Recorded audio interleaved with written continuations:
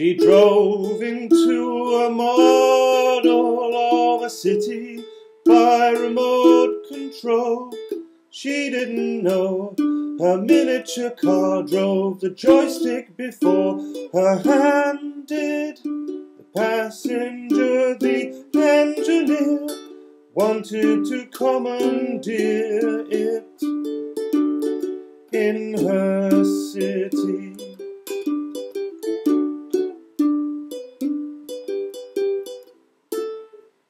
He admired the scale of the thimble of St. Paul's Cathedral. His own avatar had a flat in a bank nearby in its tatty attic. Hers could get out of the car and meet his on the bridge on the city's river.